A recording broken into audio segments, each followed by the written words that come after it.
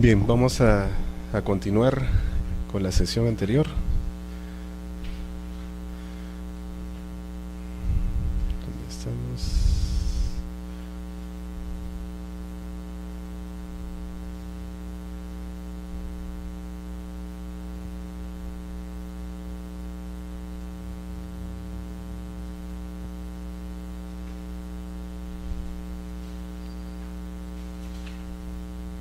Bien. Dentro del derecho de propiedad hemos visto que una de las modalidades es la propiedad horizontal, o que ahora se denomina propiedad exclusiva y propiedad común. Este derecho de propiedad es similar a cualquier otro derecho de propiedad, donde el titular va a tener todos los atributos que el ordenamiento jurídico le reconoce, pero con la particularidad de que el sujeto o el titular frente al bien va a tener sus atributos, pero que van a recaer sobre dos tipos de bienes. En primer lugar, sobre una propiedad exclusiva, y en segundo lugar, sobre todas las zonas comunes sobre la cual va a existir una copropiedad, ¿no? Sobre una copropiedad, digamos, una copropiedad. Estos dos aspectos son inseparables. No podemos separarlo, porque si en algún momento ya dejan de existir juntos, ya no estamos ante este régimen. Entonces, lo característico de este régimen es que tienen que coexistir necesariamente. También hemos visto que este derecho de propiedad recae solamente sobre predios. Y cuando hablamos de predios, nos referimos a la extensión territorial, a una superficie, y que comprende tanto el plano del suelo, que es el plano normal, el subsuelo y el sobresuelo. Esos tres planos. Entonces, sobre esos planos se pueden constituir distintos derechos, y en este caso la propiedad exclusiva y propiedad común también. En algunos casos el derecho de propiedad va a estar separado del suelo, porque sobre el suelo va a existir una copropiedad al ser una zona común, y sobre o por encima del suelo o por debajo del suelo van a existir secciones de dominio exclusivo, Entonces estamos hablando de predios. Solamente sobre predios recae este derecho de propiedad. Hasta ahora solamente sobre predios, ¿no? Sobre embarcaciones pesqueras, por ejemplo, ¿no? En los buques, estos buques transatlánticos, donde la gente hace su recorrido, va de viaje a otros países. Hasta ahora, al menos, todavía no se ha proyectado la posibilidad de que exista un dominio exclusivo sobre determinadas habitaciones y que compartan zonas comunes, ¿no?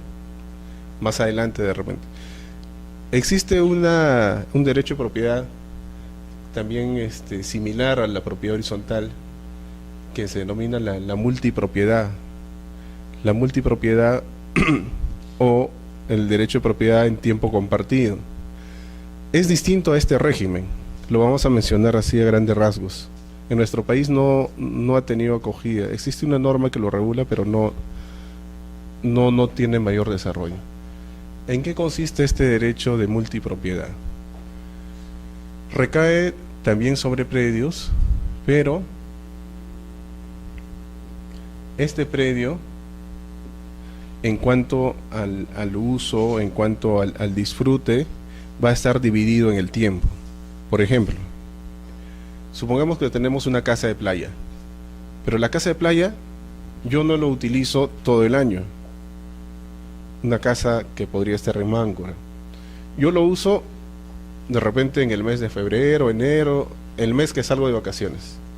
Entonces, a mí me sirve solamente ese mes.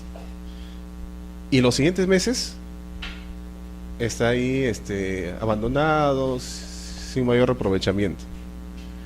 Entonces, mediante este derecho de multipropiedad, lo que hacen es, la persona, se reúnen varias personas y cada uno va a adquirir el dominio, pero no de una cuota ideal, no de una sección exclusiva, sino va a adquirir el dominio de un tiempo determinado, de ese bien, pero en un tiempo determinado.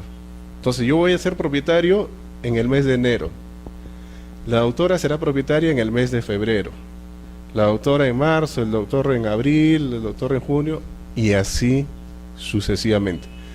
Entonces nosotros estamos compartiendo el bien, pero en función al tiempo. En el mes de enero yo soy el propietario y tengo todos los atributos y puedo usar, disponer, pero solo restringido a ese mes. Entonces, esta figura que se denomina multipropiedad o en tiempo compartido, en nuestro país no ha tenido mucha acogida. Es un derecho real también, hay una norma que así lo regula, pero el número de la norma no lo tengo acá a la mente, les puedo traer para la próxima sesión, y la norma, pero no ha tenido mucha acogida. En otros países sí, donde de repente la gente tiene mayor hábito a las vacaciones, a disfrutar de su tiempo, entonces sí ha tenido bastante desarrollo. Pero en el caso de la propiedad horizontal sí, en nuestro país se está teniendo bastante desarrollo en los últimos años. La primera norma que reguló este régimen fue el Código Civil de 1936. El Código de 1936 en algunos artículos reguló la propiedad horizontal, pero solamente esta, la más conocida, las edificaciones de departamentos en altura, o sea, los edificios comúnmente llamados. Solamente ese tipo de edificaciones se encontraban sometidas al régimen de propiedad horizontal. Más adelante, 10 años después, se dicta una norma mediante la cual se amplía el ámbito de aplicación, y no solo van a comprender a estas edificaciones de altura, sino también a edificaciones digamos verticales, donde tenemos una edificación 1, 2, 3, 4, donde cada uno de ellos es propietario de su suelo y de sus aires.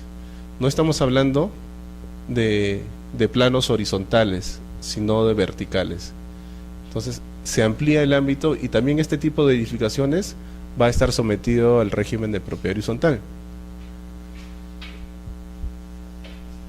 Posteriormente se dicta la anterior norma, el decreto ley 22.112, que amplía mucho más el ámbito de aplicación de la propiedad horizontal, y va a comprender a quintas, va a comprender a edificaciones que comparten características arquitectónicas comunes, casas que están por ejemplo en urbanizaciones, pero que tienen algunos elementos comunes, decorativos. Entonces se amplía mucho más el ámbito de aplicación de esta norma. Pero esta norma era un poco más restrictiva, el decreto ley 22.112. Por ejemplo, en cuanto a la fijación del criterio para la determinación de los porcentajes de participación en los bienes comunes, no se le trasladaba a los propietarios la posibilidad de elegir algún criterio, sino que la norma señalaba que esos porcentajes se establecían en función al área construida, al área techada.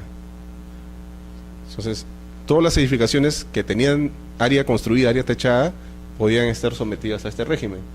¿Y qué ocurría con los estacionamientos? O con los aires. Los aires no tienen área techada, porque no hay nada construido. Y si alguna persona quería independizar, no iba a tener un porcentaje, por lo tanto no se independizaba. Eso trajo muchos problemas, muchas limitaciones, aunque en la práctica, digamos en la práctica registral, encontramos nosotros secciones independizadas sin porcentaje. Aires que tienen su propia partida registral, que están sometidas a este régimen, pero que no tienen porcentaje, lo cual va en contra de la naturaleza misma de la figura. Pero era una salida, o sea, la realidad forzaba, iba más allá de la norma. Otra de las restricciones de este régimen era que para efectos de algunos acuerdos que implicaban actos de disposición de los bienes comunes, o algunos actos como la modificación de los porcentajes de participación, se requería acuerdo unánime, o sea, el 100%, no una mayoría como ahora de las 2/3 partes, acuerdo unánime. Entonces, en el tiempo, esta norma fue restringiendo.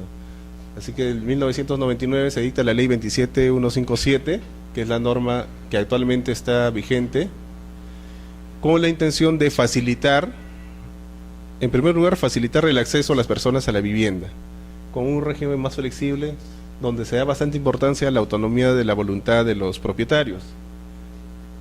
Se busca que los propietarios se autorregulen, se le da bastante libertad para que puedan establecer distintas normas de convivencia, para efectos de la gestión, el mantenimiento de los bienes comunes, de los servicios comunes.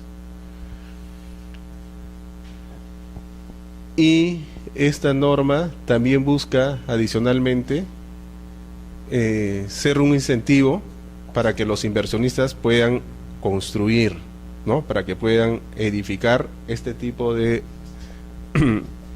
construcciones sometidas a este tipo de propiedad.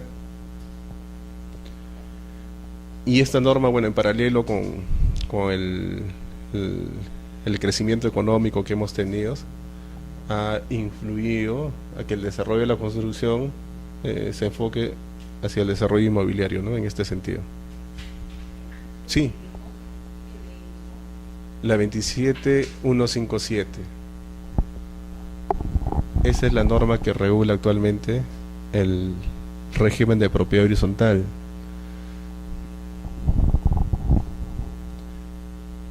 Tiene su reglamento también, que está por acá.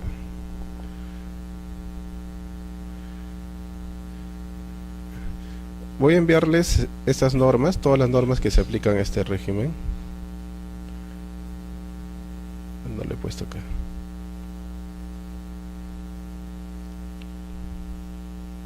Voy a enviarles todas las normas que regulan este régimen. Entonces,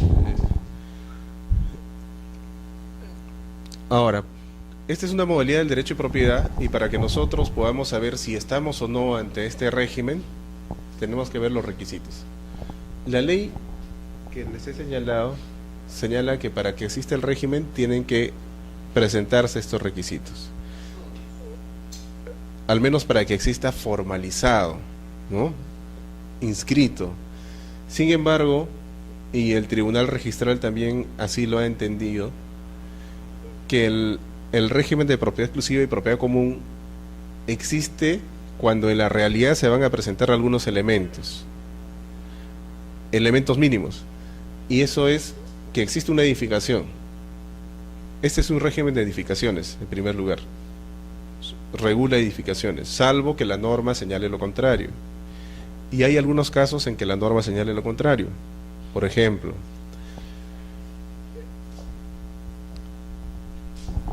si yo tengo un terreno y deseo construir más adelante edificaciones tipo quinta. ¿Se acuerdan ustedes de las quintas? ¿Cómo son las quintas? Donde hay un pasaje de acceso y hay distintas casitas en el interior. Entonces yo puedo solicitar, si solamente tengo el terreno, que la municipalidad me autorice a subdividir el terreno. La subdivisión es el fraccionamiento. O sea, en principio, si yo tengo un lote de terreno, la municipalidad me ha autorizado a tener ese terreno. Si yo quiero dividirlo en 2 o en 3, no es que yo puedo hacerlo porque yo soy propietario. Para poder fraccionar el terreno, tengo que solicitar autorización a la municipalidad, porque la municipalidad, en base a los parámetros, tiene que ver, siempre se establece un lote mínimo, el área mínima que debe tener un lote, el frente mínimo. Entonces, de acuerdo a eso, si cumple, la municipalidad autoriza, y si no autoriza, yo no puedo yo no puedo subdividir. Pero si se da el caso que la municipalidad me autoriza a subdividir un terreno para que pueda más adelante edificarse una quinta, al tener yo esa resolución, mediante la cual se autoriza esa subdivisión, automáticamente yo podría constituir un régimen de propiedad exclusiva y propiedad común, sin necesidad de construir. Esa es una excepción. El reglamento de inscripciones del registro de predios regula esa excepción. Otra excepción a la falta de edificación es el hecho, es el caso de los aires, por ejemplo. Los aires, como habíamos dicho, es el techo, la superficie final de una edificación. Y yo lo puedo independizar,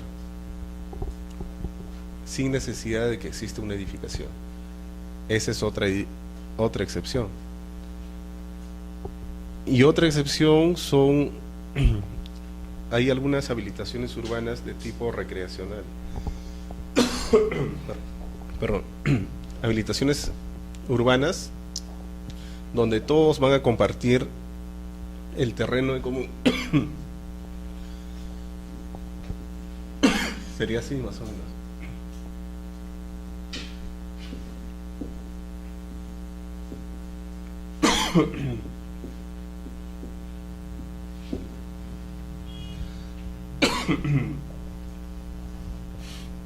En la habilitación urbana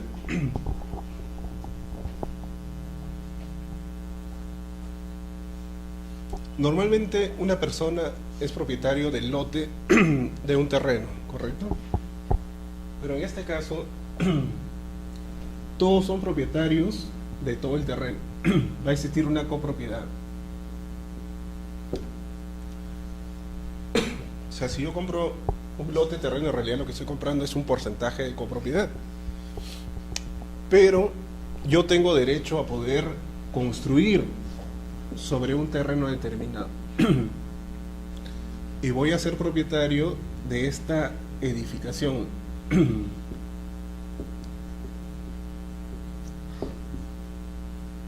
Respecto a la edificación yo soy propietario, pero respecto al terreno soy copropietario. Pero mi copropiedad está individualizada en un lote determinado. Esto se utiliza sobre todo en muchas playas, ¿no? Son habilitaciones urbanas, cada uno tiene su casa de playa, pero no es dueño del terreno, es copropietario. Pero sí puede, sí tiene derecho a edificar. Y sobre lo construido sí tiene dominio, sí es propietario, puede hipotecar, puede vender, etc. En este tipo de habilitaciones urbanas es posible también, solamente teniendo la aprobación de la habilitación urbana, sin haber todavía construido, constituir también el régimen de propiedad horizontal. Es otro supuesto de excepción a que exista edificación. Bueno, esos son las excepciones, ¿no? Tiene que existir una norma expresa que así lo señale. Pero la regla general es que siempre tiene que existir una edificación, algo construido. ¿Qué más? ¿Qué otro requisito? Tienen que existir bienes y servicios comunes para que los propietarios puedan disfrutar de sus secciones exclusivas. Cuando en la realidad se presenten estos tres requisitos, edificación, secciones exclusivas con propietarios distintos y que compartan bienes comunes, ya estamos ante un régimen de propiedad horizontal. Entonces ya se puede aplicar todas las normas.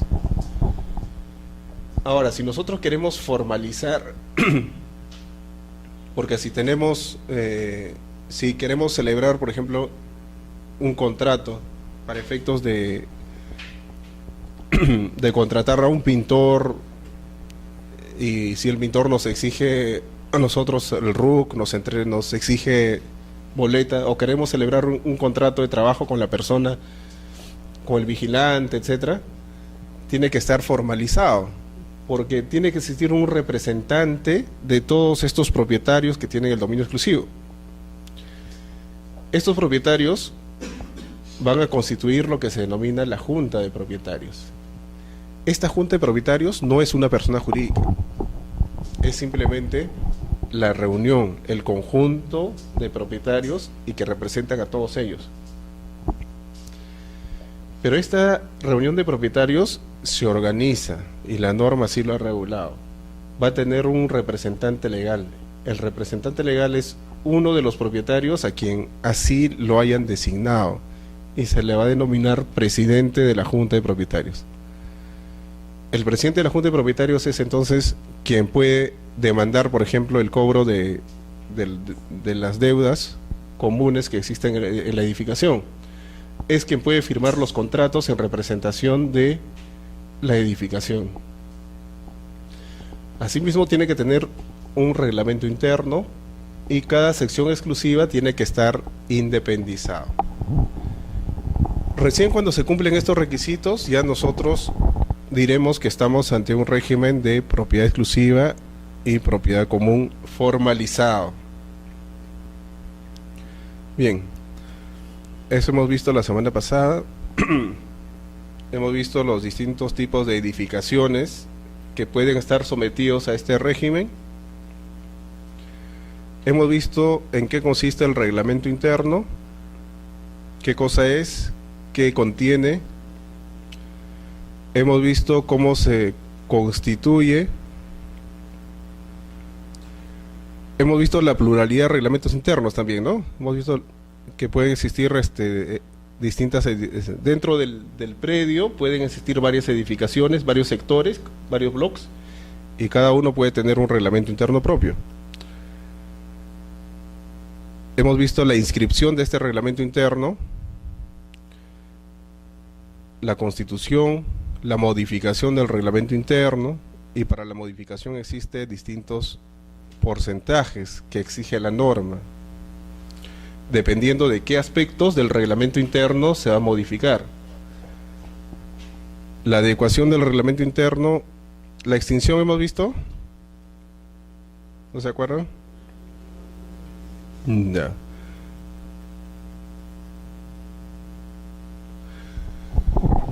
El reglamento interno hemos dicho que es el estatuto, es la norma que regula a los propietarios que están dentro de este régimen.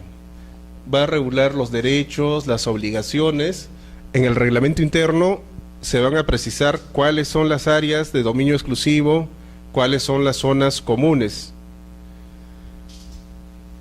Si uno quisiera, por ejemplo, comprar una sección exclusiva y saber cuáles son los derechos, cuánto tengo que pagar por gastos comunes, lo que tengo que hacer es revisar el reglamento interno. Y el reglamento interno, si es que está formalizado, está inscrito, debe estar inscrito. Entonces, hay que revisar no solo la partida registral, sino el título archivado donde se encuentra el reglamento interno.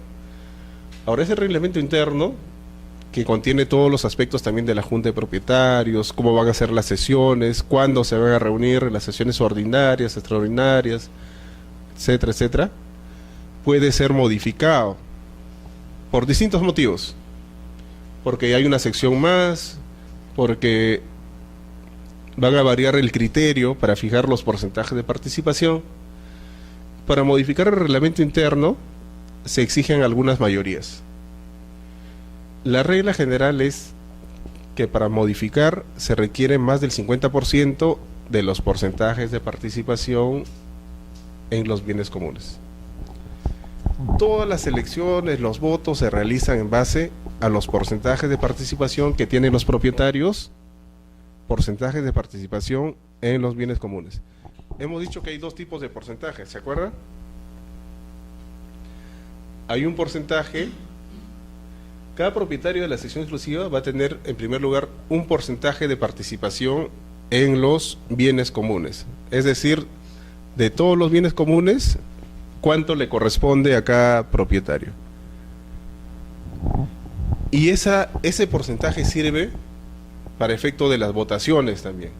O sea, si voy a participar en una reunión de los propietarios, mi voto vale el porcentaje que tengo, el porcentaje que tiene mi sección exclusiva. Entonces, si alguien tiene 40%, su voto vale 40%. Además de ese porcentaje, existe otro que es el porcentaje de participación en los gastos comunes. Eso también, este porcentaje también es importante. Es importante porque es en base a esta alícuota, digamos, que se van a establecer cuánto tengo que pagar yo por mantenimiento. Si yo voy a adquirir una sección exclusiva, es importante saber cuánto voy a pagar mensualmente por los gastos comunes. Y eso va a estar en relación a ese porcentaje. ¿Y estos porcentajes cómo se fijan? Hemos dicho que la norma anterior estableció así arbitrariamente que los porcentajes se fijaban en base al área techada o al área construida que tenía cada sección exclusiva. En el caso de los departamentos, en base al área techada del departamento se establecía ese porcentaje. Pero en la actualidad, la norma le da la libertad a los propietarios para que puedan fijar el criterio y en base a ese criterio determinar qué porcentaje le corresponde a cada sección exclusiva. Y señala también la norma así en forma de ejemplo que esos criterios podrían ser el área ocupada, el área techada, la ubicación, el uso que pueda tener cada sección. ¿Cuál será el criterio más equitativo, más justo? ¿Alguno de ustedes vive en una edificación que está sometida a este régimen? ¿No? Sí. Ujú.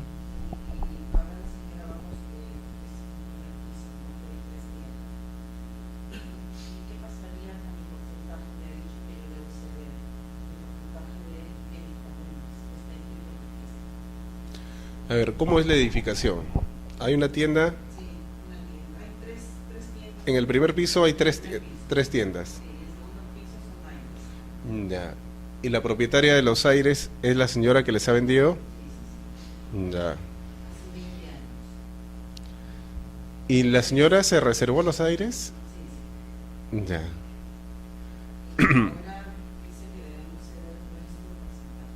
Ujú. ¿Existe un reglamento interno?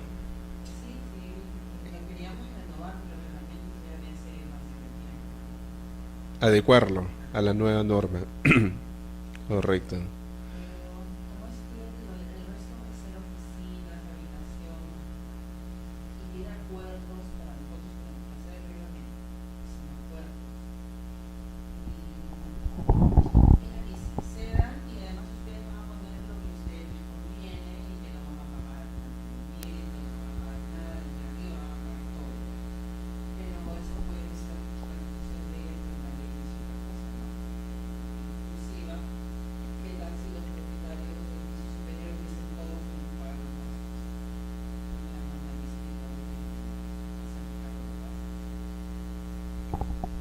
Ahí hay dos temas. Hemos dicho que hay dos porcentajes que tiene cada sección exclusiva. Hay un porcentaje de participación en los bienes comunes. Ese porcentaje es irrenunciable, o sea, cada sección tiene que tener siempre un porcentaje. Pero existe... Lo que ocurre... ¿Cuál es el porcentaje? ¿Recuerda usted qué porcentaje tiene su tienda? 8%. De las otras tiendas...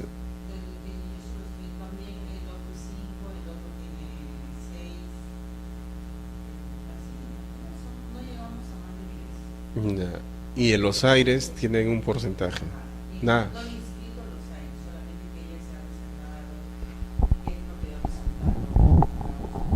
¿Está independizado su tienda? Ya. O sea, no llegan al 100% las secciones, lo cual no debería haber sido inscrito de esa forma. ¿Correcto? Porque si en la actualidad quisieran constituir el régimen, si solamente van a existir 3 tiendas, las 3 tiendas tienen que sumar el 100%. Ahora es posible independizar los aires, en todo caso los aires se podrían independizar.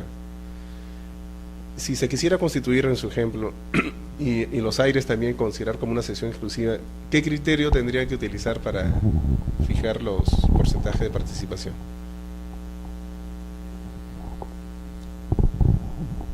No, el criterio para fijar los porcentajes podría ser el área ocupada, por ejemplo.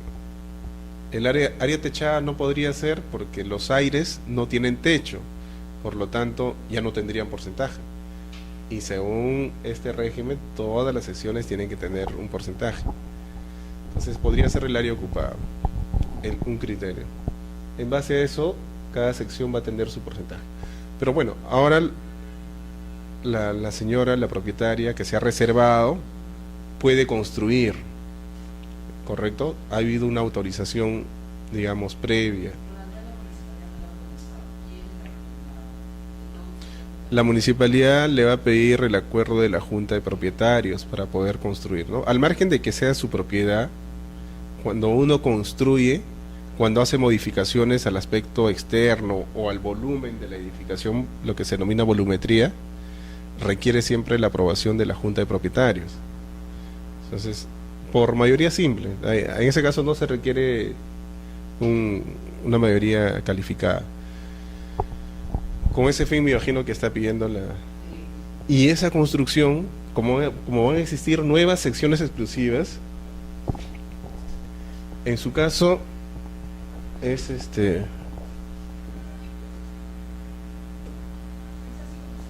así, correcto, tenemos así, las tiendas. Tenemos tiendas y tienen el terreno que es común y adicionalmente los aires, hay una escalera. Y esa escalera es exclusiva, propia de la... solamente conduce a los aires. Correcto. Esta escalera podría pertenecer a esta sección de los aires, puede ser un cajón de escalera propio, o podría ser común también. Eso depende de cómo se regule. Pero si van a haber nuevas secciones exclusivas, esta escalera va a tener que ser común necesariamente. Seguramente van a poner también un ascensor. Aquí en los aires pueden construirse nuevas secciones exclusivas. Acá ponemos 5, 6, 7, 8 y así sucesivamente. ¿Eso qué significa? El reglamento interno anteriormente regulaba solamente a las secciones del primer piso. Ahora va a tener que regular a las nuevas secciones incluidas. Entonces, para ello se requiere el acuerdo, por lo menos, del más del 50% de los propietarios, más del 50%.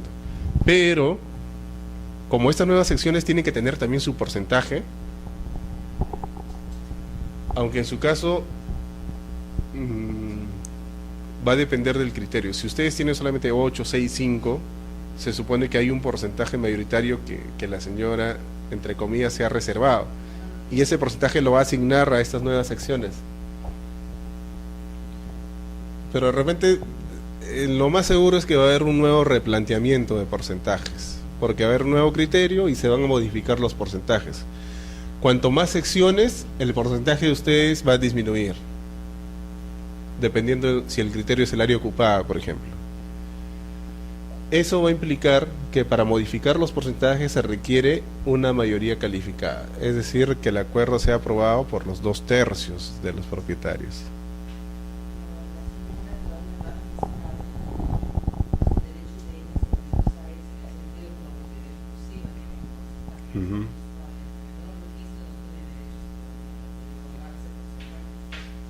Claro, por eso habría que ver su reglamento interno. Si solamente son las 3, sí, para efectos, lo que pasa es que tenemos que diferenciar dos aspectos, ¿no? En el registro, para efectos de determinar las votaciones, el quórum, se toma en cuenta los propietarios que tienen su dominio inscrito, los propietarios de las secciones exclusivas. Si ya el propietario vendió a un tercero, y este tercero es el que está viviendo en su departamento, que es el propietario, ¿no? Porque según el Código Civil la propiedad se transfiere con la simple obligación de enajenar. no se necesita la inscripción, no es obligatoria ni constitutiva. Sin embargo, si yo celebro un acuerdo de junta de propietarios y quiero llegar a un quórum o una mayoría determinada, solo se toman en cuenta el voto de los propietarios que tienen su dominio inscrito. En el caso suyo, si se ha inscrito mal, si no llegan al 100%, lo más probable es que le pidan que todos ellos intervengan, que todos intervengan para modificar su reglamento interno, el 100%. Porque no es posible determinar la mayoría calificada, ya que no suman el 100%, solamente hay 3 secciones y cada uno tiene 5, 8, 7.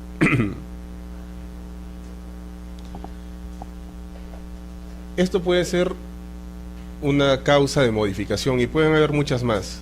Entonces, si ya la modificación implica la variación de los porcentajes o afectación de las zonas comunes, disposición, reducción del área de las zonas comunes, etcétera, va a ser necesario la mayoría calificada de los 2/3, 66.6%. Pero si es solo modificar el reglamento interno, cualquier artículo que no implique esos aspectos, se requiere más del 50% de los porcentajes de participación. Entonces siempre hay que tener en cuenta esos aspectos. La excepción son los casos de acumulación o independización de secciones exclusivas. Es decir, yo tengo, por ejemplo, 2 estacionamientos, cada una con su propia partida registral. Y a mí ya no me interesa tener 2 secciones, sino quiero tener solamente una, porque así aumenta el valor. Bueno, puedo tener muchos motivos. Entonces lo que yo hago es acumulo esas dos estacionamientos. En consecuencia, en el reglamento se regulaban, por ejemplo, 10 secciones exclusivas. Ahora, como he acumulado 2 estacionamientos, ya no van a ser 10, sino van a ser 9. Eso implica la modificación del reglamento interno. Para estos casos, si es que en el reglamento hubo una autorización, si es que previamente se dijo, en estos supuestos de acumulación e independización, no va a ser necesario que la Junta acuerde la modificación, sino el mismo propietario puede realizar la modificación. En ese caso no hay necesidad del 50 ni de la mayoría calificada.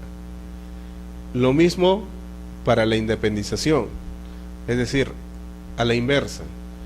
Yo tengo un estacionamiento que mide 50 metros, pero de ahí podrían salir 2 de 25 metros cada uno. Y lo que hago es crearle una partida registral para cada estacionamiento de 25 metros.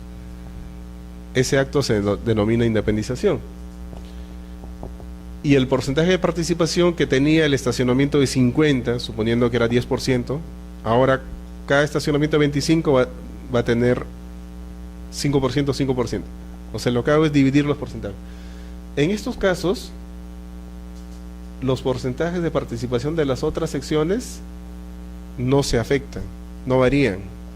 Por eso que no se requiere, si es que así lo contempla el reglamento, no se requiere el acuerdo de la Junta de Propietarios. Eso es para la modificación del reglamento interno.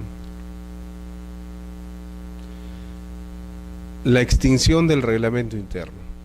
También puede darse el caso. La extinción del reglamento implica la extinción del régimen, implica la extinción del derecho de propiedad horizontal y la conversión o variación a otro tipo de derecho de propiedad. Puede ser a copropiedad o simplemente a una propiedad exclusiva, pero ya no vamos a tener una propiedad horizontal. ¿Cuándo se presenta este supuesto de extinción?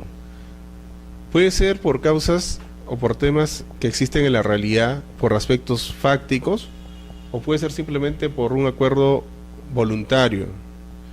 Un aspecto fáctico es cuando la edificación se destruye. Como hemos dicho que este es un régimen de edificaciones, si la edificación ya no existe, tampoco va a existir este derecho de propiedad. ¿Qué ocurre si la edificación se destruye? Si hay un solo propietario, no hay mayor problema, porque él se convierte en propietario del terreno. Pero si nosotros vivimos en un edificio y se destruye el edificio por un terremoto, porque nosotros hemos acordado la demolición, nosotros ya no vamos a tener un derecho de propiedad exclusiva y común, sino nos vamos a convertir en copropietarios del terreno, simplemente en copropietarios. Por lo tanto, si nosotros quisiéramos acordar la demolición, tenemos que reunirnos en una sesión de junta de propietarios y tenemos que dar nuestra conformidad. A ver, yo les pregunto. Correcto. Correcto. ¿Y por qué sería unánime? ¿O por qué tendría que ser unánime? En ese caso, para acordar la demolición. Porque está afectando la propiedad exclusiva, no solamente las zonas comunes. Y el derecho de propiedad exclusiva es un derecho que es inviolable, que está protegido por la Constitución. Y si yo no doy mi conformidad, al final de cuentas es un acto de disposición. Yo dispongo la extinción, como propietario puedo disponer. Tiene que haber un acuerdo unánime. De igual manera, si es que no va a demolerse, sino que ya nosotros decidimos variar el régimen legal. Somos actualmente propietarios, cada uno de un área privada, área exclusiva, y copropietario de las zonas comunes. Y decimos convertirnos en copropietarios. ¿Por qué? Por X motivos. Nos interesa más como copropiedad, que sea una sola edificación, un solo inmueble, ya no dividido. Entonces, de igual forma, todos nosotros por unanimidad tenemos que acordar la extinción del reglamento interno. Se extingue el reglamento interno y a partir de ese momento el titular que tenía un derecho sobre dos bienes se convierte en un copropietario. Todos se convierten en copropietarios, pero de todo. Cada uno va a ser copropietario de todo el inmueble. No va a ser propietario exclusivo de una parte y copropietario solo de las zonas comunes. Se convierte en copropietario de todo el inmueble. O sea, dueño de todo, pero en una cuota ideal. ¿Y en qué cuota ideal será? Para ello es necesario que se pongan de acuerdo también. Tiene que haber un acuerdo unánime y todos los propietarios tienen que determinar cuál va a ser la cuota de copropiedad que le corresponde.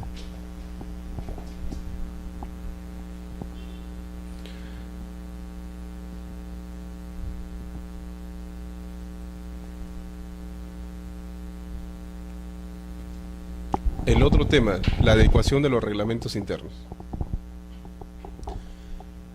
Cuando hablamos de adecuación estamos hablando de que existe un reglamento interno con una norma anterior y ahora va a tener que adaptarse a la norma actual.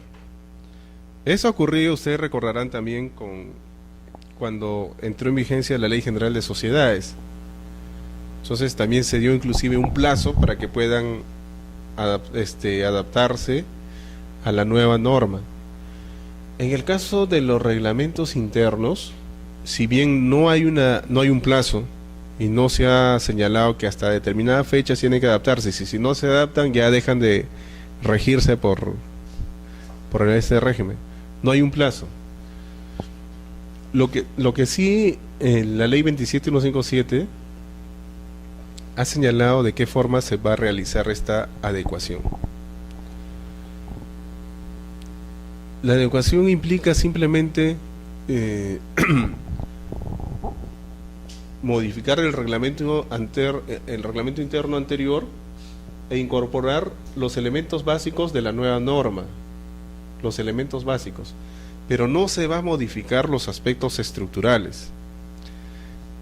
El tema de cuándo estamos ante una modificación y cuánto una adecuación muchas veces puede parecer difícil de diferenciar, y los efectos prácticos son importantes, porque existen muchas edificaciones donde no llegan a la mayoría mínima para poder modificar porcentajes, para poder modificar zonas comunes. Sin embargo, en los casos de adecuación no se requieren las mayorías que hemos visto, no se requiere como mínimo el 50%. Para adecuar se requiere en primera convocatoria que asistan más del 50%, o sea, el quórum es más del 50%. Existiendo ese quórum, los acuerdos se adoptan por mayoría simple, es decir, con más de la mitad de los presentes en la sesión. Pero la norma señala algo más. Dice, en segunda convocatoria, o sea, si en la primera convocatoria no hay quórum, en la segunda convocatoria el quórum va a estar constituido por los que asistan. Y los acuerdos también se adoptan por mayoría simple. Los acuerdos se adoptan por mayoría simple. De tal forma que un grupo mínimo de propietarios podría adecuar los reglamentos internos a la nueva norma. El Tribunal Registral ha señalado reiteradamente en sus resoluciones que la adecuación no implica modificar los elementos estructurales del reglamento interno. Ahora la pregunta es, ¿y cuáles son los elementos estructurales del reglamento interno? Señalan en esas resoluciones los porcentajes de participación, los bienes comunes, o sea, los bienes comunes se mantienen, no puede variar. No es que en el reglamento interno adecuado ya yo incorporo nuevos bienes comunes. En la práctica, muchas veces, cuando hay reglamentos internos antiguos, al adecuarlos, tratan de eliminar, por ejemplo, reservas de derechos. Hay propietarios que se han reservado los aires, pero como están en una cláusula que no se distingue mucho, etcétera, al adecuarlo simplemente ya dejan de regularlo y se regula como una zona común. Y esa es una forma, digamos así, que se trata de lograr vía incorrectamente, ¿no? Y legalmente, utilizando la figura de la adecuación, se trata de modificar el reglamento interno. En esos casos, por ejemplo, no es posible. Ese título no puede ser inscrito. Porque si hay una reserva de un derecho de propiedad, ese derecho de propiedad no puede ser, vía adecuación, eliminado. Tendría que intervenir el propietario, en todo caso, para convertir su sección o su área exclusiva en una zona común. Sin embargo, en las últimas resoluciones, el Tribunal Registral ha entendido que la adecuación también es una modificación, en realidad es una modificación del reglamento interno, pero que en algunos casos podrían, por ejemplo, modificarse porcentajes de participación vía adecuación. ¿En qué supuestos? Muchas veces no se han asignado, algo similar al caso de repente suyo, no se han asignado porcentajes a todas las secciones exclusivas. Le voy a señalar el caso específico en el que el tribunal se ha pronunciado en una resolución, ¿no? Es un pronunciamiento reciente donde está abriendo la posibilidad de que vía adecuación se puedan modificar porcentajes. El caso es el siguiente: era una edificación con varias secciones exclusivas y algunos departamentos tenían cocheras, ¿correcto? Al departamento 101 le corresponde el estacionamiento 1, al 201 el estacionamiento 2. Pero tanto el departamento como el estacionamiento cuentan con su propia partida registral, o sea, están independizados. Sin embargo, a estos estacionamientos no se le asignó porcentaje. Pero sumando los porcentajes de los departamentos, llega al 100%. O sea, sí se puede determinar el quórum. Pero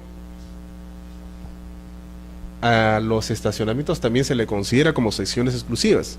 Entonces se inscribió mal, porque siendo una sección exclusiva, toda sección exclusiva tiene que tener necesariamente un porcentaje de participación en los bienes comunes.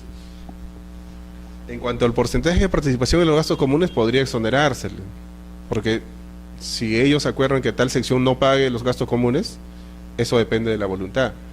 Pero el porcentaje de participación en los bienes comunes, eso sí, no podría, o sea, todas las secciones tienen que tener ese porcentaje. Porque si no tienen el porcentaje, ya no estaríamos ante un régimen de propiedad exclusiva y propiedad común. O sea, siempre tiene que tener cada sección exclusiva. Sin embargo, en el caso que les menciono, los estacionamientos, habían 3 estacionamientos que no tenían porcentaje. ¿Y por qué no tenían porcentaje?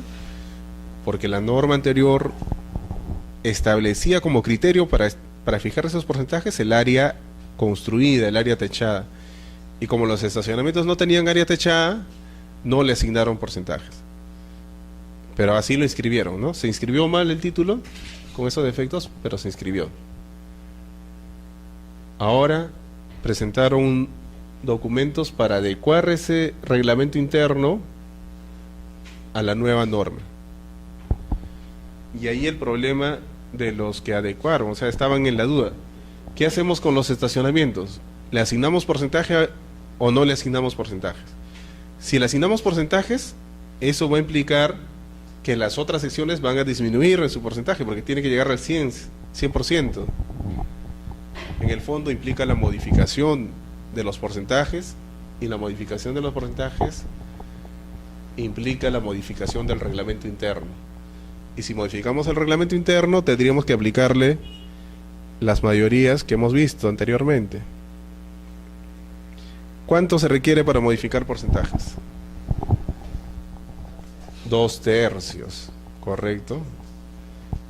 Entonces, ¿cómo plantearon el tema los propietarios, o bueno, o los abogados quienes lo asesoraron? ¿Cómo plantearon el tema? Ellos dijeron, a estas secciones exclusivas, bueno, son secciones exclusivas, son independientes, tienen su partida registral, pero no tienen porcentaje. Y como ahora nosotros simplemente estamos adecuando a la nueva norma, lo adecuamos tal como estuvo inscrito. Por lo tanto, los porcentajes no varían y solamente los departamentos van a tener su porcentaje. Y estos 3 estacionamientos se quedan sin porcentaje. O sea, en ese aspecto mantuvieron la regulación, mantuvieron toda la regulación. Y se le observó en el registro diciendo que no pueden existir secciones exclusivas sin porcentaje. Si bien se inscribió de esa forma, ahora como se están adecuando a la nueva norma, tienen que asignarle porcentaje. En el fondo se le exigió que modifiquen el reglamento interno. Y para modificar el reglamento interno tendrían que contar con esa mayoría. ¿Qué ha señalado el Tribunal Registral? El Tribunal Registral ha variado su criterio también, porque hasta antes de esa resolución, en temas de adecuación, el Tribunal decía, si el reglamento interno reguló de esa forma, ahora que se está adecuando, es válido que se mantenga esa regulación, porque no podemos exigirle la variación. Ese criterio del Tribunal ha variado, y ahora lo que dicen es que en algunos casos la adecuación del reglamento interno puede válidamente implicar la modificación de los porcentajes. O sea, vía adecuación pueden modificarse los porcentajes. Y además, en este caso, que el propietario son los mismos propietarios del departamento y de los estacionamientos, etcétera, etcétera. Pero ha dado la posibilidad de que con una mayoría simple, ni siquiera el 50%, sino con la mayoría simple que es de la adecuación, se puedan modificar, se puedan asignar porcentajes a estos estacionamientos y por lo tanto reducir el porcentaje a los departamentos para que sumados lleguen al 100%. Ese es un criterio que me imagino va a ser utilizado, porque hay muchos casos, a pesar de que las nuevas construcciones son numerosas, pero existen también muchos casos de edificaciones sometidas a este régimen por la norma anterior. Entonces, son miles. Y abre la posibilidad de que puedan regularizar y sanear su situación.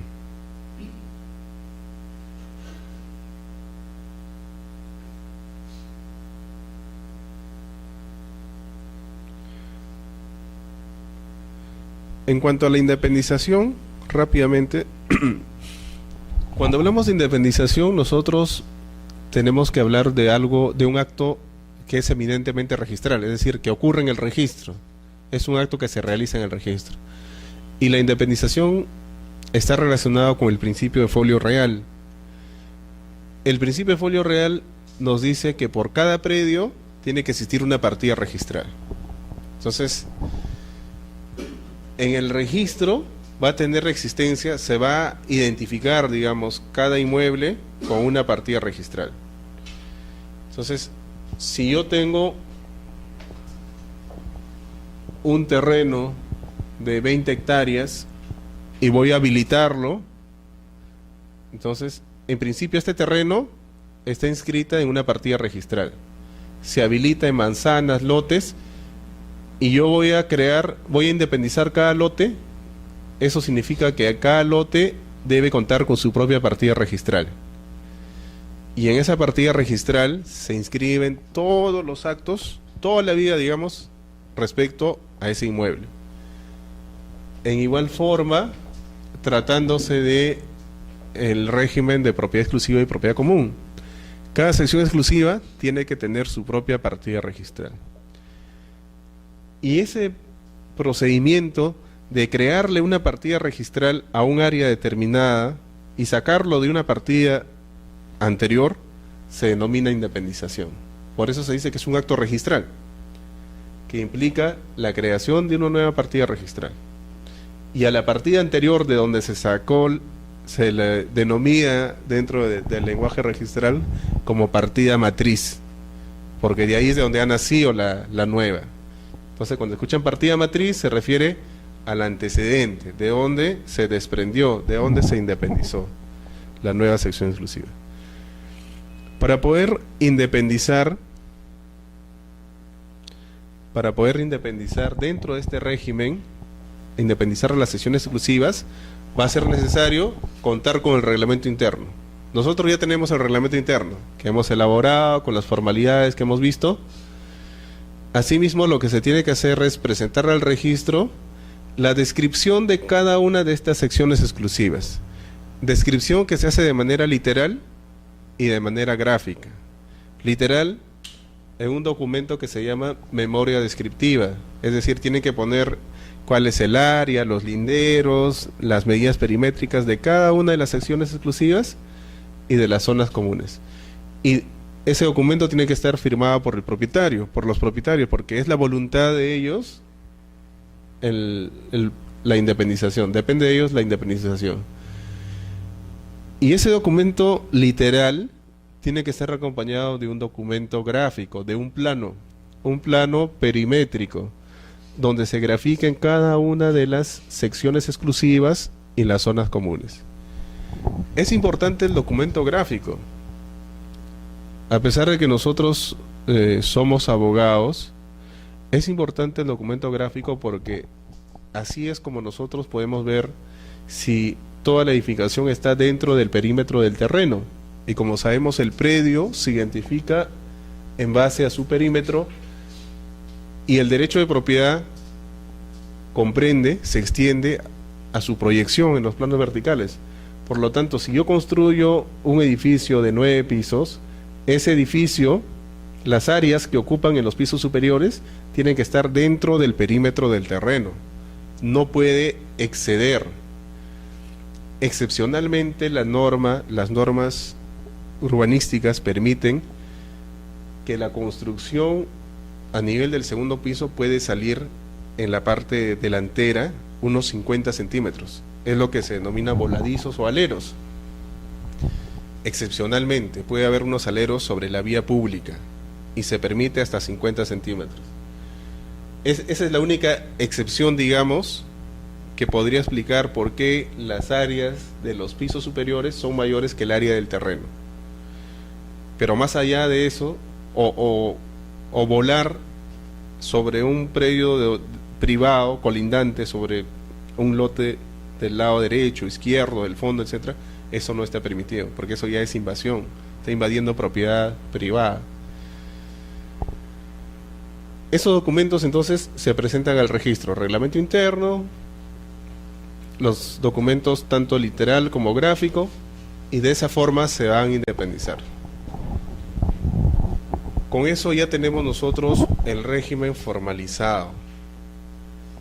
Adicionalmente podría, si existen ya varios propietarios, inscribir el cargo de presidente de la Junta de Propietarios. De ahí en adelante, el aspecto que tiene mayor dinamismo dentro del registro y que está relacionado con el régimen es lo referido a la Junta de Propietarios. Porque si ya está formalizado, cada propietario tiene su partida registral, así puede ya vender, puede hipotecar con mayor seguridad. Entonces, de ahí en adelante sí, lo que se inscribe es la designación del cargo de presidente o de la directiva. Porque como son periodos que van venciendo, se va designando nuevos presidentes.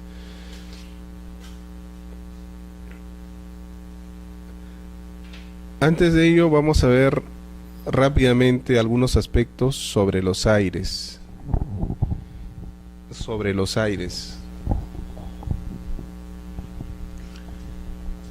Sobre el tema de los aires, yo recuerdo una conferencia que iban a dictarla en el Colegio de Abogados sobre negocios inmobiliarios, cómo invertir, cómo hacer de repente lucrativo o rentable, o cómo invertir en el tema de los negocios inmobiliarios.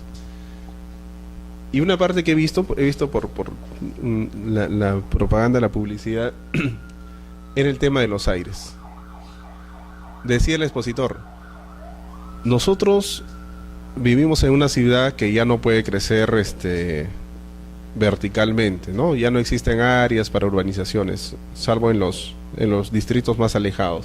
Pero acá en la parte central ya no existe la posibilidad de crecer de esa forma. Pero sí existe gran posibilidad de crecer hacia arriba, en los aires. Entonces, si nosotros no hablemos de los distritos de acá de San Isidro, Miraflores, de repente donde sí hay muchas edificaciones, Jesús María, o están creciendo. Pero en otros distritos un poco más alejados, si uno va, y decía el expositor, vayan ustedes a un parque, siéntense y miren a su alrededor. ¿Cuántas casas, qué pisos tienen las casas? Entonces van a encontrar casas que tienen algunos de un piso, otros de repente tienen 3 pisos, y ahí se han quedado. Y esas personas de repente ni siquiera se dan cuenta, o sea, los propietarios de las casas no se dan cuenta de que ahí tienen la posibilidad de un activo que podrían explotarlos. Entonces ustedes podrían ofrecerle a esas personas comprarles sus aires, porque las personas de repente ya no han pensado seguir construyendo. Y si ustedes le compran los aires, obviamente es para que luego más adelante edifiquen y puedan crear nuevas unidades. Entonces es una gran inversión que se podría hacer con los aires, sobre los aires. Entonces el tema de los aires va adquiriendo importancia, y en la actualidad el tema de los aires adquiere más importancia. Hay centros comerciales, galerías, donde hay grandes disputas por el tema de los aires, porque si los aires son exclusivos, eso implica que pueden ser vendidos, se pueden edificar. Pero si los aires son comunes, para efecto de poder realizar esos actos hay que desafectarlos, convertirlos en exclusivo, etcétera. Entonces muchas veces no se tiene la mayoría suficiente. Entonces, respecto de los aires, en principio, si nosotros queremos saber si los aires son comunes o exclusivos, ¿qué es lo que tenemos que hacer? Revisar el reglamento interno, porque en el reglamento interno se tiene que señalar la relación de las secciones exclusivas y de las zonas comunes. Si el reglamento interno dice que esos aires son comunes, son comunes. Pero si no dice nada, la norma presume que son comunes. Siempre existe una presunción de que son comunes, salvo disposición contraria contenido en el reglamento interno o en el título de propiedad, dice el código. O sea, dice la norma, en el título de las transferencias, que existe una cláusula en contrario. Por ejemplo, en su caso,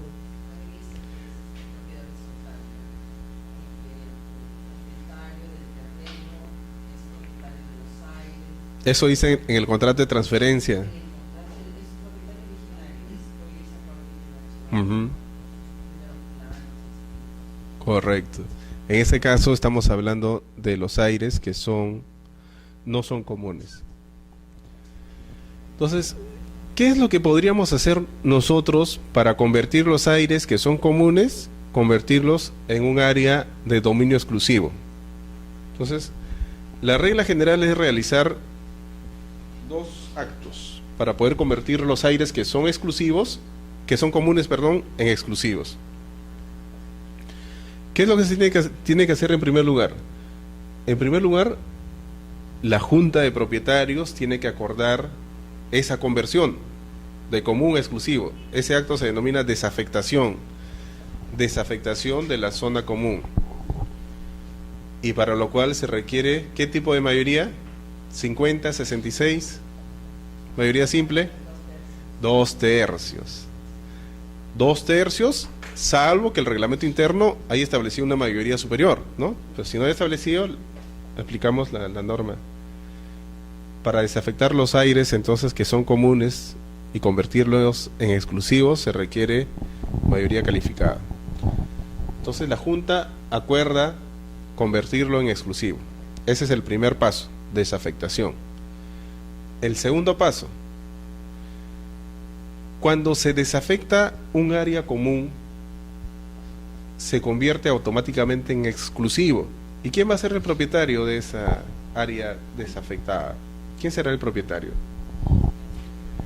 Todos los propietarios de las secciones exclusivas se convierten en copropietarios, una copropiedad simple del Código Civil, en copropietarios de esa área desafectada. Por lo tanto, si más adelante quisieran transferir, todos los copropietarios tienen que intervenir y transferir a alguno de ellos o a un tercero su porcentaje, su cuota de copropiedad. Que han asistido, es de todos, porque todos son propietarios, copropietarios de las zonas comunes, una copropiedad especial, y si ahora se convierten en exclusivo, son copropietarios.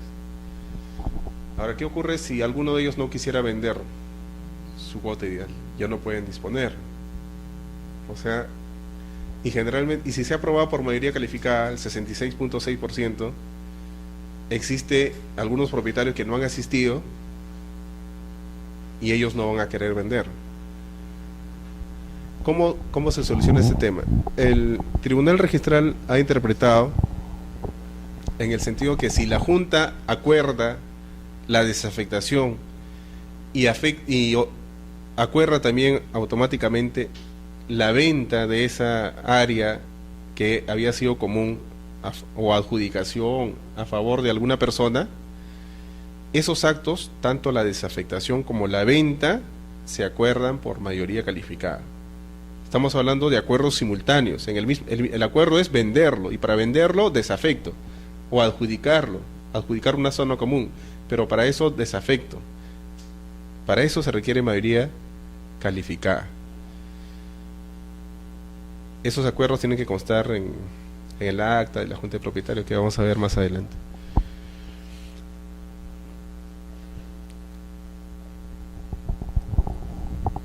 Esto es lo regular, esto es lo que se debe hacer. Estas transferencias se formalizan mediante una escritura pública, porque no hay una norma en contrario. Una escritura pública de compra-venta, de donación, etcétera, etcétera. Hay una directiva que dictó la SUNAR el año 2008, que fue aprobada por la resolución 340, si no me equivoco, que voy a enviarles también esas normas, que ha establecido excepciones a estos dos pasos para poder variar la situación de las zonas comunes. Y parte esta directiva de esa presunción. Dice, se presumen los aires comunes salvo disposición en contrario. Y esta salvo disposición en contrario, según esta directiva, puede estar dada por un acuerdo de la Junta de Propietarios, un acuerdo de reconocimiento de dominio preexistente. Es decir, si la Junta le reconoce la propiedad preexistente a algún propietario, ese acuerdo de reconocimiento puede implicar o puede ser igual a esa disposición en contrario a la presunción de común. O sea, se presume que es común, que son comunes los aires, salvo que lo contrario conste en el reglamento interno, salvo que lo contrario conste en los títulos de transferencia, y salvo que la Junta de Propietarios acuerde lo contrario, que le reconozca más adelante el dominio preexistente a algún propietario. ¿Y cuál es la ventaja de este reconocimiento? Que no va a ser necesario el acto de la transferencia posterior, sino basta el acuerdo de la Junta de Propietarios. Para ello hay dos posibilidades. A ver.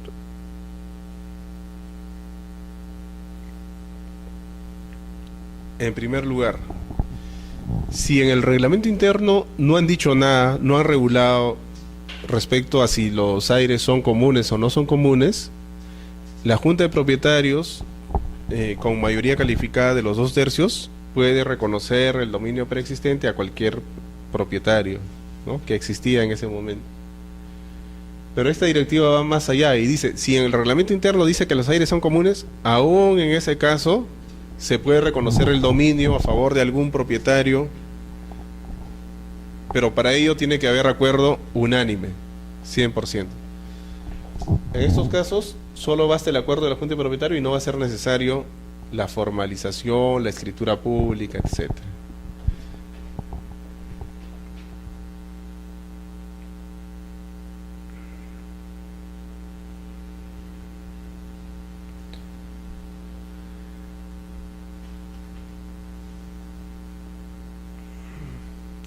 El tema de la prehorizontalidad tiene que ver con...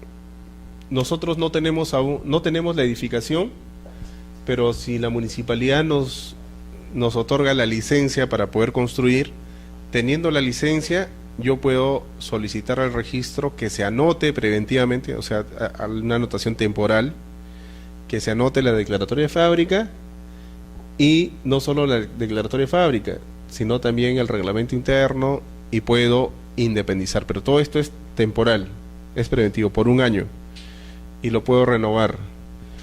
¿Cuál es la idea?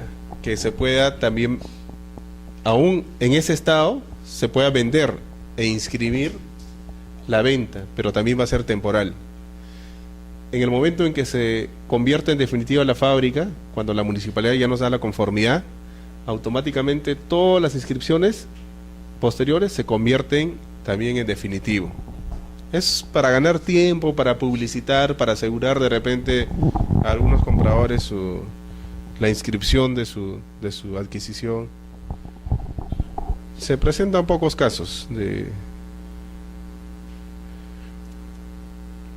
Vamos a ver el tema de la Junta de Propietarios. Hemos dicho que la Junta de Propietarios no es una persona jurídica. O sea, no es un ente distinto a los propietarios que tiene su patrimonio, etc. No, es simplemente la reunión de los propietarios que se organiza para efectos de tener la representatividad de todos ellos y poder realizar distintos actos que están encaminados a la administración, a la gestión de los bienes, los servicios comunes, a la conservación de la edificación. Ese es el objetivo de la Junta de Propietarios. Respecto de la Junta de Propietarios, ¿cuáles son los actos que se inscriben en el registro? Porque la Junta puede sesionar por distintos motivos. Pueden haber muchos acuerdos. De repente otorgar poderes a algún propietario para que realice algún acto en representación de ellos. Podría ser de repente elegir a un administrador, presentar los informes, balances, etc. De todos los acuerdos, aquellos que se inscriben en el registro, que solamente esos actos se inscriben en el registro, son, en primer lugar, la constitución de la Junta de Propietarios. La Junta de Propietarios se constituye con el reglamento interno. El reglamento interno señala cómo se organiza la Junta, cuándo son las sesiones. Por lo tanto, se inscribe con la inscripción del reglamento interno. En el momento en que inscribo el reglamento interno, también se va a inscribir la Junta de Propietarios. Otros actos inscribibles son la designación del presidente cuando se hace conjuntamente con el reglamento interno. o la designación del presidente o la directiva, porque también puede existir una directiva, pueden haber secretarios, tesoreros, después de la inscripción del reglamento interno. Y este es el acto que más se presenta y que se inscribe, y actualmente se ha incrementado el número de inscripciones de presidente de junta de propietarios, porque hay muchas edificaciones que de repente en un principio no tenían esa necesidad, pero ahora ya quieren celebrar actos, quieren celebrar contratos para el mantenimiento de algunos bienes comunes, servicios, necesitan tener la representación legal. Y el presidente, para que pueda actuar en representación, tiene que acreditar con su inscripción. Entonces, de ahí la importancia de la inscripción del presidente de la Junta de Propietarios. Vamos a ver algunos requisitos, algunas formalidades en las sesiones de la Junta de Propietarios. Entonces, la Junta de Propietarios, ¿cómo actúa? A través de reuniones. Esas reuniones se llaman sesiones de la Junta de Propietarios. Cada vez que se reúne la Junta de Propietarios para acordar algún acto, tiene que cumplir con determinadas formalidades, porque si no cumple, esos acuerdos no son válidos. Entonces, para poder nosotros determinar la validez de esos acuerdos, vamos a dividirlo en 3 momentos. En primer lugar, la convocatoria, o sea, antes de la sesión. En segundo lugar, cómo se desarrolla la sesión misma. O sea, tenemos que ver el tema del quórum y las mayorías. Entonces, 3 temas son importantes: la convocatoria, el quórum y las mayorías. Vamos a ver la convocatoria. Son de repente algunos requisitos formales, pero que son importantes tenerlo en cuenta, y muchos de estos puntos que les voy a señalar están establecidos en la jurisprudencia registral, porque las normas no regulan todos estos supuestos sobre la Junta de Propietarios. La convocatoria. Entonces, en primer lugar tenemos que ver quién es la persona o quién está legitimado para convocar, quién debe convocar, porque si convoca a alguien que no está legitimado, no es válida esa sesión, no es válida esa convocatoria y no son válidos los acuerdos. El título se tacha, y por este motivo se tachan muchos títulos. ¿Quién debe convocar? Tenemos que revisar el reglamento interno. Entonces, si el reglamento interno no dice nada, el que está legitimado según la norma es el presidente de la Junta de Propietarios. Pero ojo, es el propietario y que tiene su mandato inscrito y vigente en la fecha de la convocatoria. Si no inscribieron estos cargos o no está vigente, ya no está legitimado para convocar. Otro asunto es la anticipación, es decir, con cuántos días de anticipación a la fecha de la sesión se tiene que convocar. En igual forma, hay que ir al reglamento interno y revisar qué es lo que regula. Si no regula, aplicamos supletoriamente la norma. ¿Y qué dice? Tiene que ser con 5 días de anticipación como mínimo. No puede ser menos de 5 días naturales. Si no se ha convocado con la anticipación, tampoco es válido. El lugar, ¿dónde van a reunirse? La norma señala que se tienen que reunir en la edificación, en el predio que está sometido a este régimen, a este tipo de propiedad. Excepcionalmente podrían reunirse en otro lugar si es que físicamente no es posible, suponiendo que somos 50 o 100 propietarios y no vamos a poder reunirnos en este ambiente, que es la única zona común. El tribunal ha interpretado que excepcionalmente sí podría ser. ¿Cómo se convoca? Los medios. En cuanto a los medios, hay 2 tipos de medios. En primer lugar tenemos los avisos y en segundo lugar los carteles. Los carteles se van a publicar en los lugares visibles, ¿no? Son esos comunicados grandes que se publican en la puerta, etcétera, señalando todos los puntos de la convocatoria, la fecha, etcétera. Todos estos requisitos deben estar contenidos en los carteles. Y los avisos es decir, cómo se notifica, generalmente es por escrito, a través de esquelas, citaciones. Pero podría ser también, dice, a través de fax, correo electrónico, dice la norma, o cualquier otro medio, siempre y cuando permita su recepción, o sea, que se deje constancia de su entrega, que pueda tener un cargo de la entrega. Esto es importante. ¿Qué medio utiliza? Generalmente es una esquela, por escrito, pero al momento de recibir, la persona a quien está destinada tiene que señalar la hora, perdón, la fecha en que ha recepcionado. ¿Y por qué la fecha? Para saber si ha sido convocado con la anticipación debida. ¿Y a qué dirección se le dirige? Se le dirige a la dirección de la sesión exclusiva, del cual es propietario. Y en cuanto al contenido, se tiene que señalar, ¿qué debe contener esta esquela? Todos estos datos: el día, la hora, el lugar y la agenda.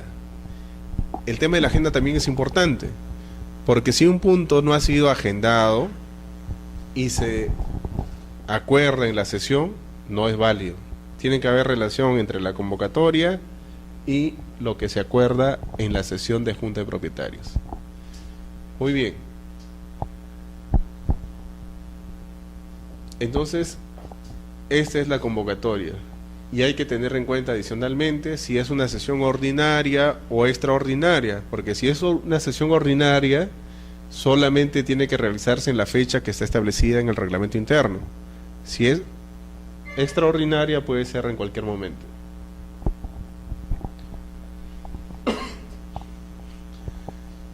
Muchas veces no hay quórum cuando se convoca en la fecha señalada. Entonces se convoca nuevamente, o sea, hay una segunda convocatoria. Cuando se trata de una sesión ordinaria, normalmente la segunda convocatoria, con todos estos requisitos, se realiza 3 días después, en que se convocó y no hubo quórum.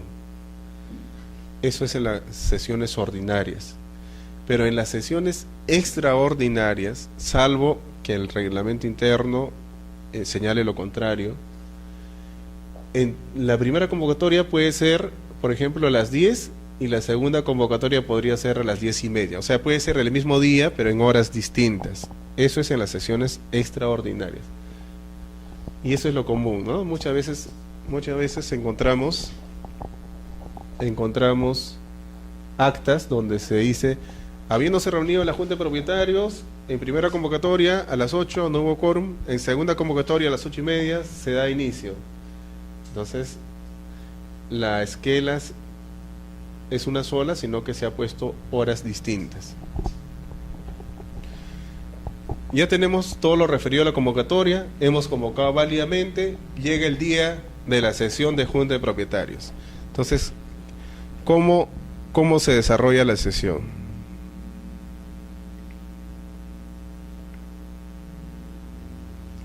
Antes de eso, viene una pregunta, ¿no? Me imagino que han estado ustedes también pensando. Si se dice que el legitimado para convocar es el presidente, que tiene su mandato inscrito, ¿qué ocurre si no hay un presidente? No hay un presidente que esté inscrito. En ese caso, el reglamento de inscripciones del registro de predios permite que los propietarios que tengan un porcentaje de participación como mínimo el 25% puedan también convocar. Entonces, no este presidente, sino los propietarios. Ahora ustedes preguntarán también, pero en mi caso sí existía un presidente, sino que ya su mandato ha vencido. ¿Qué se puede hacer en ese caso? El Tribunal Registral, en un acuerdo plenario, ha señalado que en esos casos también los propietarios con un porcentaje de participación equivalente al 25% también pueden convocar. Entonces ellos también pueden convocar. Pero ojo, estas convocatorias son solo para elegir al presidente. O sea, la agenda es solamente elección de presidente. La agenda no puede comprender otros puntos. ¿Cuál es el objetivo? Que nuevamente exista representatividad. nuevamente exista un presidente de junta de propietarios. Esa es la finalidad.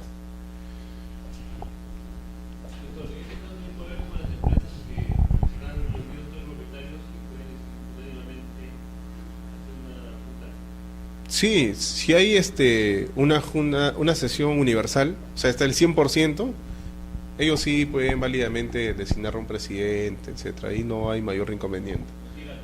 Así es, salvo que su reglamento interno exija algunas formalidades adicionales, en cuyo caso tendrán que modificar su reglamento interno, y no va a haber tampoco mayor problema, ¿no? Porque en esa misma sesión pueden modificar el reglamento interno y acordar el acto. Se presentan problemas y es lo común cuando no existe el 100%, ¿no? Cuando son pocos propietarios generalmente asisten todos, pero si tenemos edificaciones con 40, 200, 600 secciones exclusivas o blogs, ya es más complicado, o galerías, aparte de que hay muchos intereses de por medio en conflicto, es un poco difícil reunir las mayorías o la unanimidad.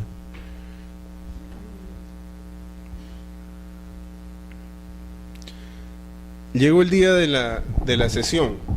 Entonces, ¿qué es lo que se tiene que hacer en primer lugar? Ver si existe quórum. Es decir, si hay un número de propietarios mínimo para efectos de que se instale la sesión válidamente.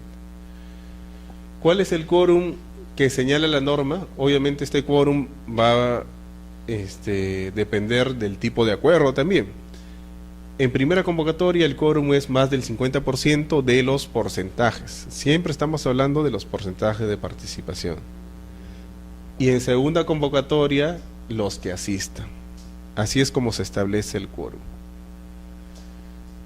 Pero si yo quisiera modificar, por ejemplo, los porcentajes de participación,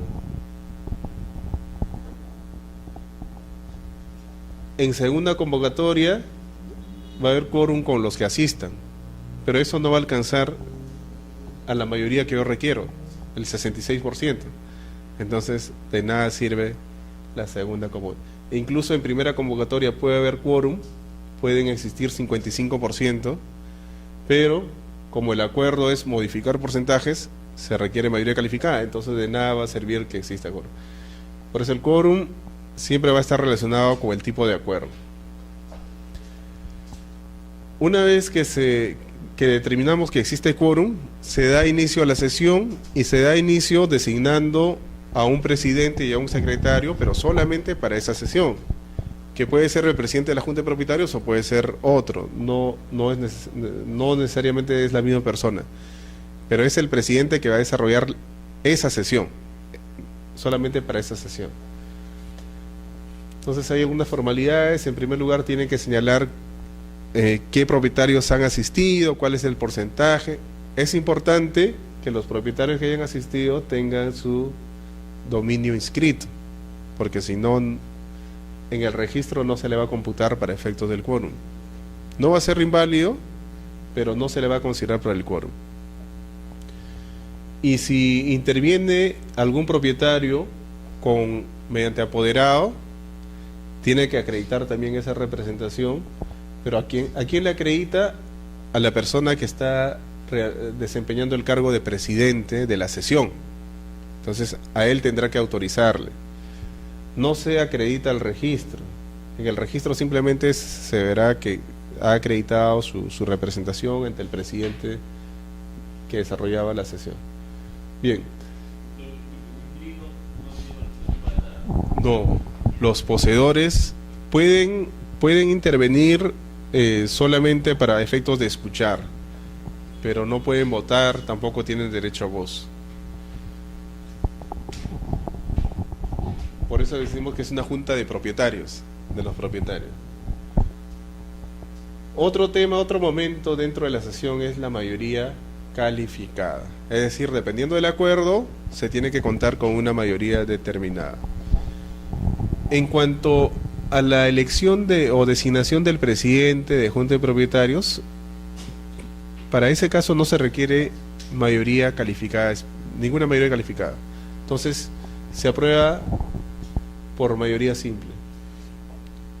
Si no hay quórum, en la segunda convocatoria, con los que asistan, se instala la sesión y con más del 50% de los que están presentes se aprueba o se designa el presidente de la Junta de Propietarios. Entonces no se exige mayoría calificada. Por lo tanto, incluso propietarios que tienen un porcentaje del 3%, al final ellos podrían designar a un presidente, siempre y cuando hayan logrado que se convoque válidamente. Entonces ahí la convocatoria es importante.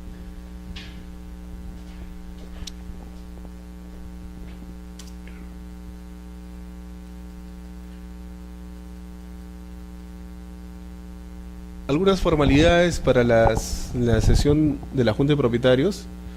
Estos acuerdos que se van a tomar en la sesión tienen que formalizarse o tiene que extenderse un acta, y en esa acta tienen que señalar cómo se va a desarrollar la sesión, todo lo relativo a la sesión. Entonces, la Junta de Propietarios debe contar con un libro de actas, un cuaderno que tienen que llevar donde un notario para que el notario lo legalice, lo aperture. Y en ese cuaderno tienen que inscribir todas las sesiones de Junta de Propietarios, hasta que se agote el cuaderno. Una vez que se agote, irán para que le aperture el libro número 2, y así sucesivamente, salvo que se extravíe, se pierda, lo roben, etcétera, en cuyo caso tendrán que denunciarlo, y con la constancia de la denuncia aperturarán el siguiente libro, y así sucesivamente. Ahora vamos a ver el tema registral. Si queremos inscribir estos acuerdos, ¿qué es lo que tenemos que hacer? Presentar el acta donde consta la sesión. Y no vamos a presentar el original. En algunos casos nos han presentado el libro, el original, ¿no? Pero ese original lo tiene que tener la Junta de Propietarios. ¿Qué es lo que se presenta? Una copia certificada. Hay una copia certificada de un acuerdo del libro de actas, que tiene una formalidad especial. El notario al certificar tiene que dar fe de que esas fojas corresponden al libro tal, libro que ha sido legalizado, aperturado ante tal notario, etcétera. O sea, tiene que detallar. ¿Qué más se presenta al registro? Hay que acreditar al registro la convocatoria y alguna otra comunicación. Entonces, todas esas formalidades que hemos visto nosotros respecto a la convocatoria se califican en el registro y sirven para determinar la validez del acuerdo. ¿Y cómo se acredita la convocatoria? Presentando las esquelas. Las esquelas con los cargos de recepción, eso se presenta al registro. En principio.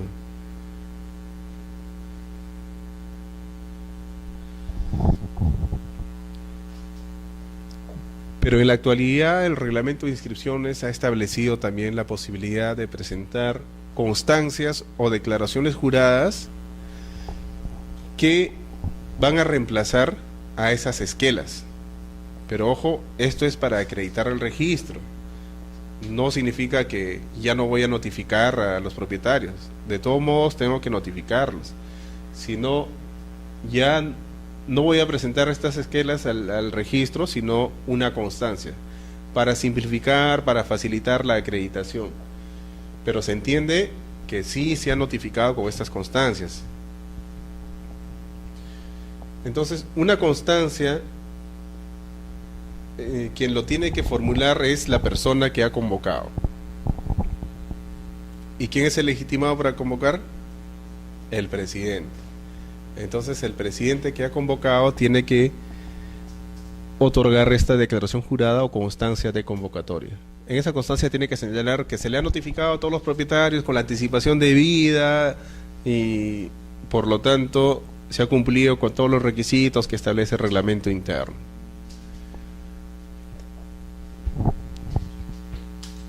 ¿Y el presidente que ha sido electo podría otorgar esa constancia de convocatoria?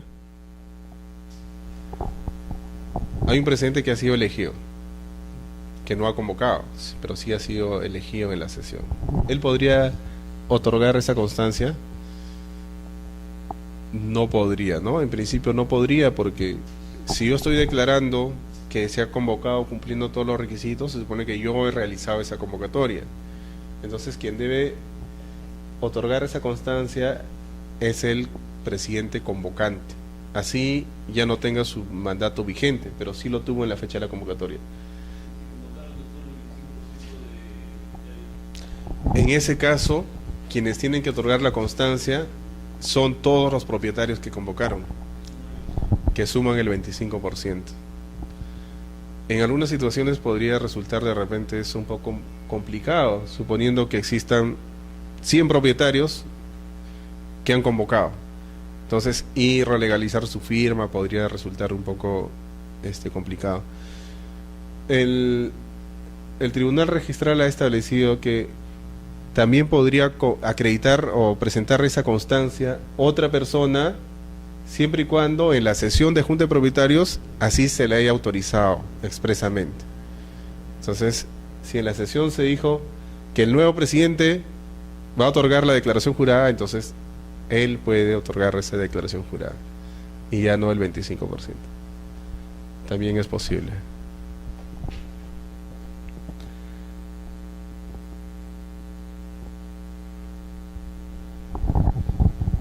Un precedente obligatorio, que es el que ya habíamos dicho, que para efectos de determinar el quórum en las sesiones de Junta de Propietarios, solo se toma en cuenta a los propietarios con derecho inscrito. Por eso la importancia de inscribir su derecho. O si ustedes van a participar en una sesión de Junta de Propietarios, van a asesorar, tienen que tener en cuenta, cuando van a verificar el quórum, las mayorías, que las personas que están votando sí cuentan con su derecho de propiedad inscrito. Si no, por más que hayan cumplido con todas las formalidades, no van a llegar al mínimo que se exige posiblemente, ¿no? Muy bien. Otro tema, ya para terminar, hablando de las sesiones de Junta de Propietarios, son las reaperturas. Porque como hemos visto, así de manera sencilla, hay varios pasos, formalidades, pero que no son complicados en realidad. Pero por desconocimiento generan defectos, se observan los títulos. Muchos de estos títulos salen observados, tachados. Y cuando son observados es por defectos, algunas omisiones. Y normalmente tendría que convocarse a una nueva sesión con todas las formalidades, o de repente ya dejar sin efecto esta y convocar una nueva.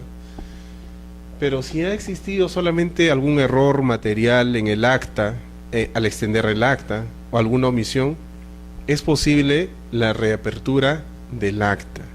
Entonces, esta es una figura también que el tribunal, a través de un precedente para el registro de personas jurídicas no societarias, ha establecido, y consiste en, es como si nuevamente abriéramos la acta para continuar, para adicionar, para efectuar algunas correcciones. Esta reapertura de acta se realiza en una fecha posterior, no es el mismo día. Si nos hemos reunido el domingo pasado y hoy día acordamos la reapertura, vamos a extender un acta en el libro y pondremos, siendo hoy día miércoles, las 10 de la noche, los propietarios de la sección tal, del edificio tal, nos reunimos para reaperturar el acta de tal fecha, a fin de corregir algunos errores, etcétera. Y es posible corregir los errores sin necesidad de hacer la convocatoria, etcétera. Pero ¿cuál es la condición? Que esta acta reaperturada la tienen que firmar los mismos propietarios que firmaron el acta de la sesión de Junta de Propietarios, que es materia de la reapertura. Ese es el requisito, digamos, ¿no? Y mediante la reapertura se subsanan muchos defectos, omisiones de carácter material que a veces originan observaciones. Pero ojo que estamos señalando que la reapertura permite corregir los errores del acta, no permite modificar el acuerdo anterior, porque ya la modificación sí implica una nueva convocatoria, con todas las formalidades que hemos visto. Muy bien, el día de hoy nos quedamos en este tema. Sí, errores materiales, algunas omisiones también.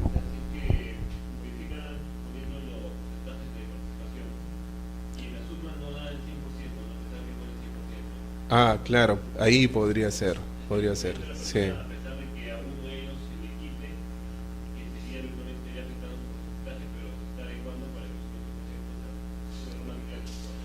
Claro, y en el tema de porcentajes, ahí también es dependiendo del criterio, ¿no? Si el criterio, por ejemplo, es la ubicación, es un tema más subjetivo también, ¿no? ¿Quién tiene más, menos porcentaje? Si el criterio es el área ocupada o techada, es un criterio más objetivo, o sea, matemáticamente se puede corregir, pero sí, sí podría darse el caso. Pueden haber situaciones también no muy bien definidas, ¿no? Entonces, cuando estamos ante una reapertura o si vía reapertura se está tratando de modificar y que podrían originar algunas observaciones. Pero sí es un medio que frecuentemente se usa para efectos de corregir los errores. Muy bien, en la siguiente sesión vamos a ver los otros aspectos del derecho de propiedad, las otras formas de adquisición, la adquisición derivada, algunos casos vinculados con las transferencias de bienes muebles, cuando se adquiere la propiedad, el título, el modo, la accesión, los derechos, cuando uno edifica el terreno ajeno, por ejemplo, qué ocurre, cuando actúa de buena, mala fe, y la extinción de la propiedad. Muy bien, hasta el viernes.